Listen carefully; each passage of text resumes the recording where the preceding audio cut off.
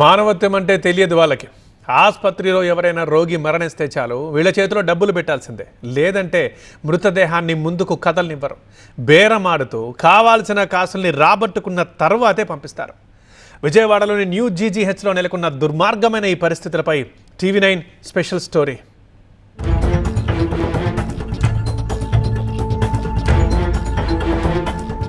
GGH ఆసుపత్రిలో సిబ్బంది బరితెగింపు చూస్తే కళ్లల్లో నీళ్లు తిరుగుతాయి. పుట్టెడు బాధతో వచ్చే రోగుల బంధువులపై రాబందుల్లా పడుతున్నారు. వైద్యమైనా చనిపోయినా డబ్బులు ఇవ్వాల్సిందే అన్నట్టుగా పీక్కు తింటున్నారు.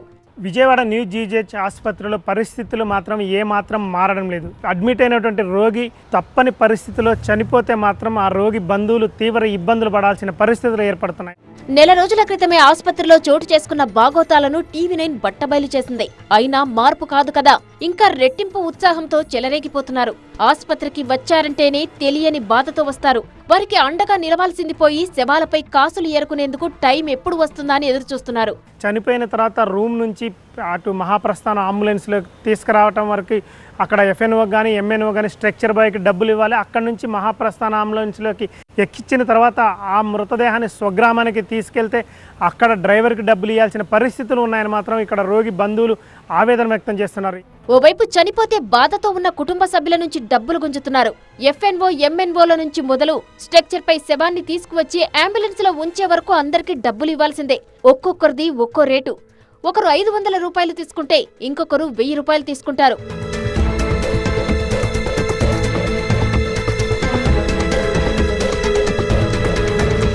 ఇక అంబులెన్స్ డ్రైవర్ తన వాటా ఎక్కువే అన్నట్టుగా డిమాండ్ చేస్తుంటాడు. ఎందుకంటే వెహికల్ మెయింటెనెన్స్ వంటి ఇతరాత్ర ఖర్చులు ఉంటాయని బాహటంగానే చెబుతూ 1500 రూపాయల నుంచి 2000 వరకు గుంజుతున్నాడు.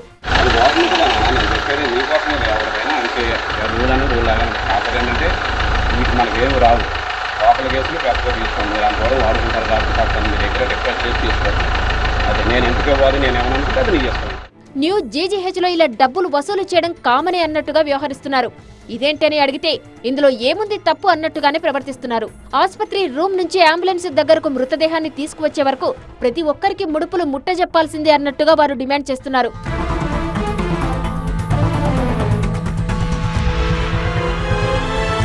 మహాప్రస్థానం అంబులెన్స్ దందాపై ఇప్పటికే వరుస కథనాలను TV9 ప్రసారం చేసింది. ఆ సమయంలో వైద్య శాఖ అధికారులు కలెక్టర్ చర్యలు తీసుకోవడంతో నెల రోజుల పాటు మౌనంగా ఉన్నారు. తాజాగా మళ్లీ యథావిధిగా డబ్బులు వసూలు చేయడం మొదలుపెట్టారు. గత నెలలో చూసుకుంటే మాత్రం ఈ మహాప్రస్థాన అంబులెన్స్ దందాకి సంబంధించి TV9 వరుస కథనాలు ప్రసారం చేసింది. ఆ సమయంలో కొన్ని రోజులు ఇటు కలెక్టర్తో పాటు వైద్య శాఖ అధికారులు కూడా స్పందించి తక్షణ చర్యలు తీసుకున్నారు. ఆ తర్వాత కొద్ది రోజులు ఒక 20 రోజులు నెల రోజుల వరకు కూడా ఇటు దందా ఆఫ్ చేశారు. అంటే మహాప్రస్థాన అంబులెన్స్లో ఉచితంగా స్వగ్రామానికి తీసుకెళ్లారు. కానీ ఆ తర్వాత మళ్ళీ యథావిధిగా మామూలుగా డబ్బులు వసూలు చేస్తున్న పరిస్థితులు నెలకొన్నాయి. అయితే విజయవాడలోని జీజీహెచ్ ఆసుపత్రిలో ఇంతలా డబ్బులు వసూలు చేయడం వెనుక ఆసుపత్రి పెద్దల హస్తం కూడా ఉందన్న ఆరోపణలు వినిపిస్తున్నాయి. అందరికీ వాటాలు వెళ్తుండడం వల్లే ఎవరూ మాట్లాడారన్న ప్రచారం ఉంది. పుట్టెడు దుఃఖంతో వచ్చే రోగులకు ఆసరగా నిలవాల్సింది పోయి వైద్య రంగాన్ని వ్యాపార వేదికగా మార్చుకోవడం బాధాకరం.